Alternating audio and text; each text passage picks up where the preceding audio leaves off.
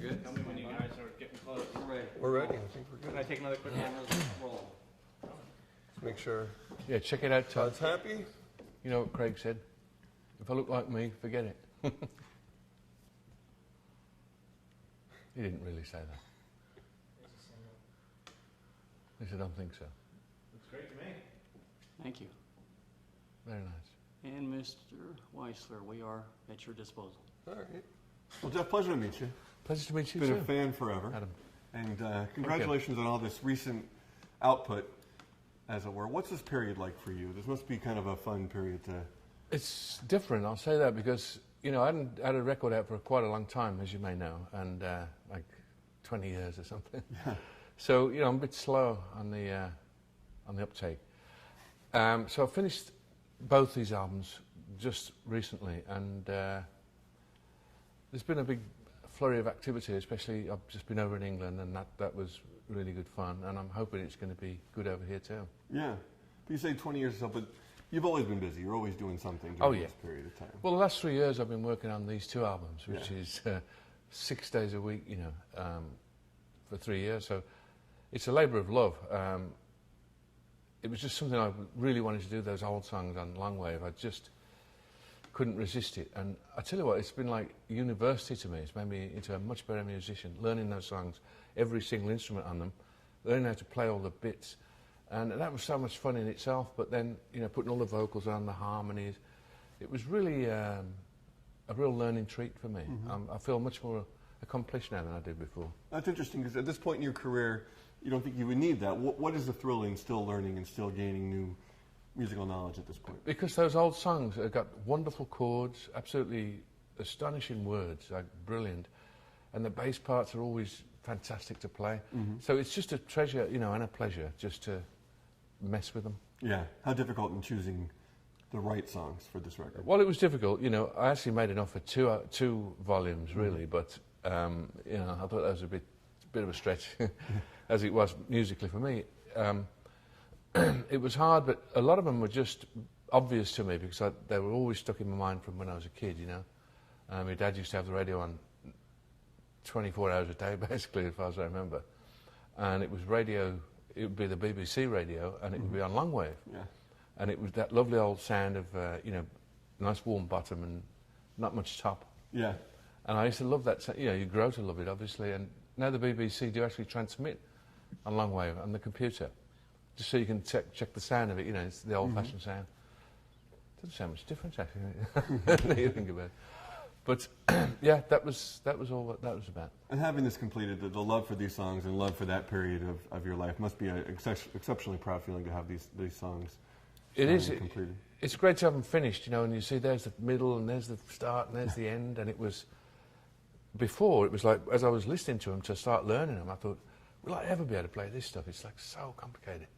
But as soon as you just learn the guitar part and don't put all the arrangements on, like all the flutes and the clarinets, that's where all the complicated stuff is. The tune is simple as you can be, and it's just marvellous to actually find out exactly how they work and, you know, how they're constructed, and just a treat, really.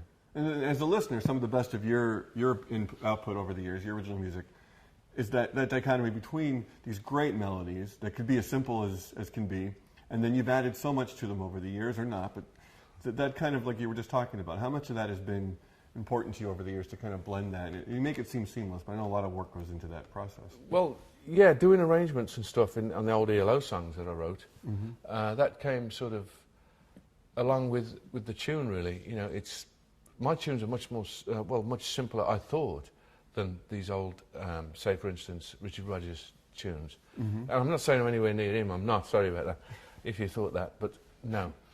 I'm just talking about the way I do things, and so when you see these masters do it, what they actually did, how they worked it out, and the lyricist, it's just one step ahead above everybody else, you know, one step above everybody else, one notch, one rung above everybody else. But you've fallen into that line now of great songwriters along with these guys. Well, that's very kind of you, but you know, I do my best, and I've got some good ones, and you know, some not so good ones, you know, like we all have.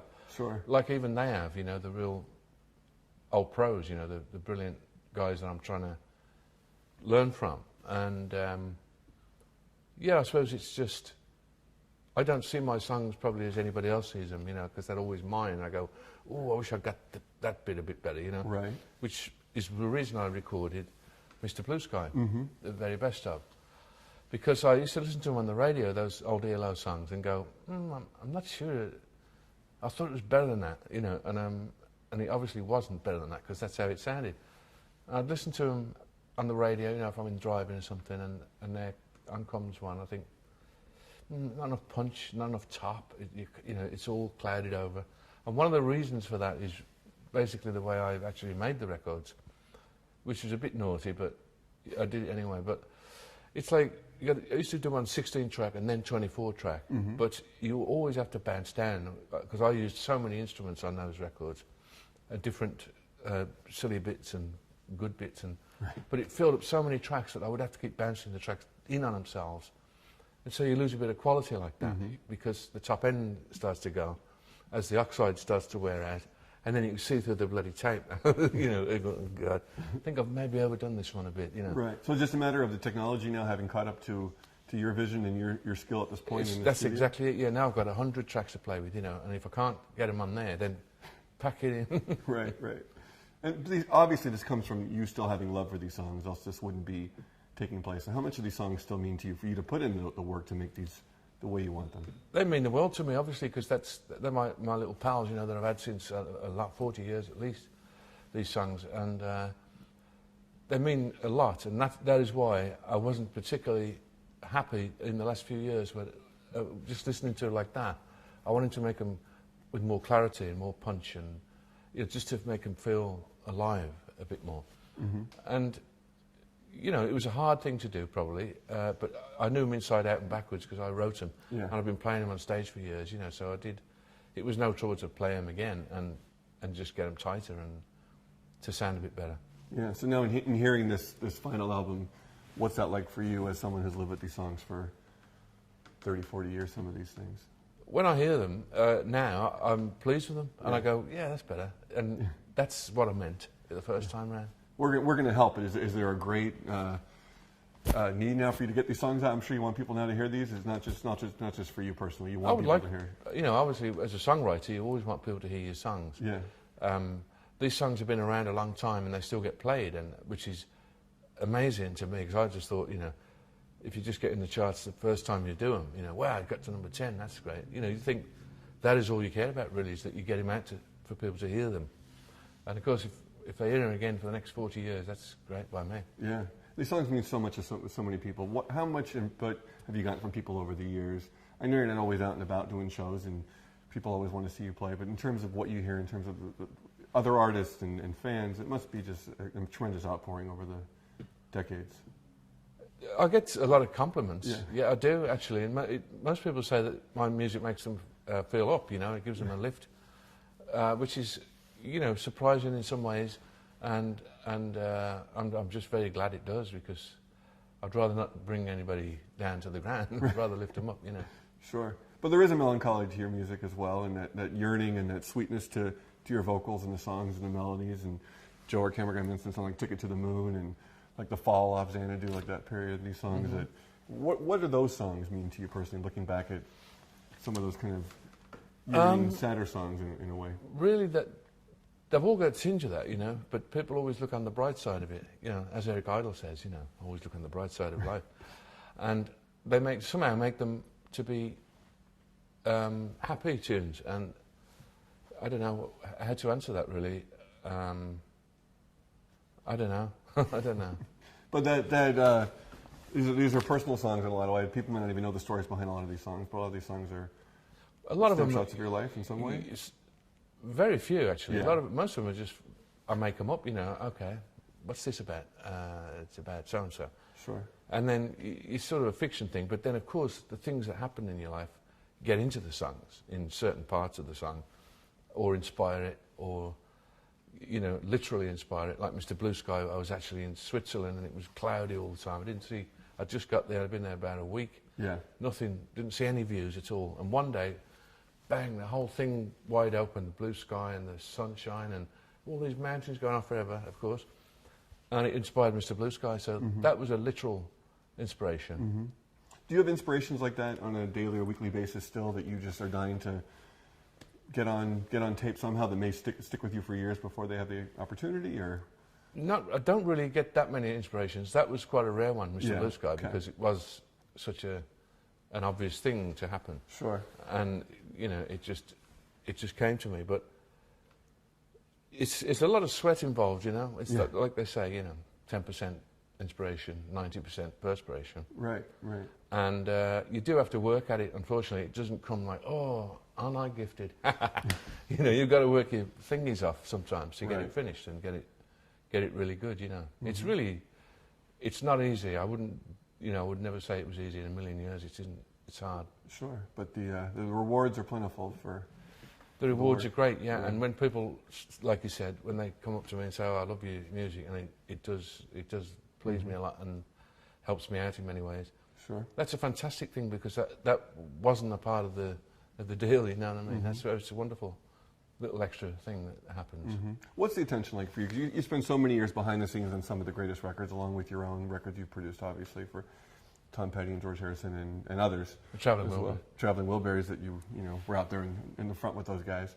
But what's it like all those years behind the scenes? How much fun is it to get yourself out in front of the scenes and doing interviews? You don't do this kind of thing too often, obviously. Is it fun to pop out on occasion and remind everyone about your legacy and how great your music is?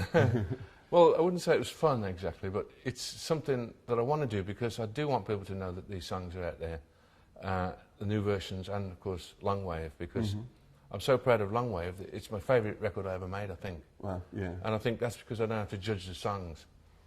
You know, I can just leave them alone, because they were already brilliant. I know that. I didn't have anything to do with that. Is it easier to re-record the old stuff and look back at the old stuff when you are moving forward with new music? Is it easier to be out there and talk about music when you have something new as well? If I didn't have anything new, it would be quite difficult, you know, to come up with anything to talk about, unless you want to talk about football or something. But you know, no, not really. It's what would I say? How often do you hear your influence on a daily basis? Do you still have your ear out there to other musicians? I know a lot of people have looked at you as an influence. Do you hear that? Well, you know, a lot of the time, when you're making a new record, like I just have been, these two records, and I've also written 8 new songs and recorded them for my new album, which is brand new tunes. And I don't really listen to the radio that much, because I've been 3 years solid in the studio, and you tend not to want to listen to other music when you're working on your own stuff, because it's always in there. You're thinking about words, or you're thinking about chord changes, and you know, I want to change that bit there. So it's like if you listen to the radio, it's like an interruption for the time being. This new project, would that be Jeff Lynne in name or ELO in name? Or? It'll be Jeff Lynne, probably. Yeah. People, what do you want people to know about ELO that maybe they never quite understood? People look back, they think of, maybe some people think of the concerts, they think of a certain pop song. Is there any misconceptions about the legacy of ELO that are important to you to? Not really. I'm just, you know, amazed people have still heard of it after all these years. You know, that's probably what it is. Are you happy with the band's place in kind of rock and music history? Do you feel like the credit's there that it deserves? Because amongst my friends, anyone you talk to, they always have wonderful things to say, and they're some of the greatest songs of all time. But just wondering how you personally are. Amazing, huh? I think, you know, it's done well. I'm not saying that it gets too much acclaim or not enough. It's just what it is, and you know, I have to be happy with that, and I am. I'd much rather be like that than to be like overblown at the top and then come crashing down. You know, it's much better just to be steady. Yeah, steady, and I think in a good way, people are always revisiting your music, and yeah, that's a great thing. I love that. Yeah, taking something away. Obviously, your friendship with the Beatles over the years. Are you still in contact with Ringo and Paul? And yeah, you know, I see Ringo and Paul occasionally, and that's always fun. I love to hang out with Paul. He's a great guy, and we have a good laugh. And I have produced him too, you know, as well as the Beatles. But I've produced a lot of stuff. Yeah. Anyone else you'd still love to work with that maybe you haven't had the chance? I know you work with just about anyone you probably ever wanted to. And I probably have, actually, but there are still a couple, but keep them to myself, otherwise they'll go, oh, I'm not working with him, he blabbed about me. We'll wait for that, for the special announcement. Yeah.